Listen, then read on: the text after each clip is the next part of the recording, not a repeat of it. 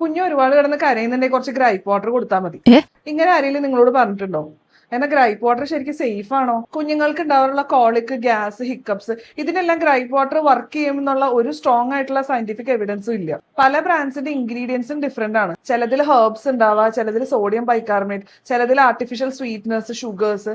പണ്ടൊക്കെ ചില രാജ്യങ്ങളിലുള്ള ഗ്രൈപ്പ് വാട്ടറിൽ ആൽക്കഹോൾ വരെയുള്ള ഫോർമുലേഷൻസ് ഉണ്ടായിട്ടുണ്ട്. പിന്നെ മറ്റൊരു കാര്യം എന്ന് വെച്ചാൽ ഗ്രൈപ്പ് വാട്ടർ ഒരു മെഡിസിൻ അല്ല, അതുകൊണ്ട് തന്നെ ഇതിന്റെ എഫക്റ്റീവ്നെസ് ഒന്നും എവിടെയും തെളിയിച്ചിട്ടില്ല. പക്ഷെ ചില പാരന്റ്സ് പറയാറുണ്ട് കുഞ്ഞിന് ഗ്രൈപ്പ് വാട്ടർ കൊടുത്തപ്പോൾ കുഞ്ഞ് ശാന്തമായിന്ന്. അത് എന്തുകൊണ്ടായിരിക്കാം? ഒന്നുമില്ല, കുഞ്ഞിനെ എടുത്ത് ആശ്വസിപ്പിക്കുക, ബർപ്പ് ചെയ്യുക, കഡിൽ ചെയ്യുക, അല്ലെങ്കിൽ ആ ടൈം ഒന്ന് പാസ് ചെയ്ത് പോകാൻ വേണ്ടിയിട്ട് വെയിറ്റ് ചെയ്യുക. ഇതൊക്കെ കഴിയുമ്പോഴേക്കും തന്നെ കുഞ്ഞ് കരച്ചിൽ നിർത്തും. നമ്മൾ ചെയ്യേണ്ടത് ഇത്രേ ഉള്ളൂ, കുഞ്ഞിനെ മര്യാദക്ക് ഫീഡ് ചെയ്യുക, ഓരോ ഫീഡ് കഴിയുമ്പോഴും കുഞ്ഞിനെ മുടങ്ങാതെ ബർപ്പ് ചെയ്യുക. അത് കഴിഞ്ഞ് കുഞ്ഞിനെ ഇമീഡിയറ്റ്ലി നിലത്ത് കിടത്താതെ കുറച്ച് നേരം അപ്രൈറ്റ് പൊസിഷനിൽ പിടിക്കുക. കുഞ്ഞ് ഒരുപാട് സമയം നിർത്താതെ കരയല്, കുഞ്ഞ് മര്യാദക്ക് ഫീഡ് എടുക്കുന്നില്ല, കുഞ്ഞ് വോമിറ്റ് ചെയ്യുന്നു, കുഞ്ഞിന് പനി ഉണ്ടാവുന്നു, ഇങ്ങനെയുള്ള സാഹചര്യങ്ങളിൽ ഗ്രൈപ്പ് വാട്ടറും കൊടുത്ത് നോക്കിയിരിക്കാതെ കുഞ്ഞിനെ എത്രയും പെട്ടെന്ന് ഒരു ഡോക്ടറിന്റെ അടുത്ത് എത്തിക്കാൻ നോക്കുക. അതുപോലെ ഇവര് പറഞ്ഞു എന്നൊക്കെ പറഞ്ഞ് നിങ്ങളുടെ കുഞ്ഞിനെ പുതിയതായിട്ട് എന്തെങ്കിലും ട്രൈ ചെയ്യുന്നതിന് മുന്നേ ഉറപ്പായിട്ട് നിങ്ങളുടെ പീഡിയാട്രിഷ്യന്റെ ഒരു ഒപ്പീനിയൻ എന്തായാലും എടുത്തിട്ടുണ്ടാവണം.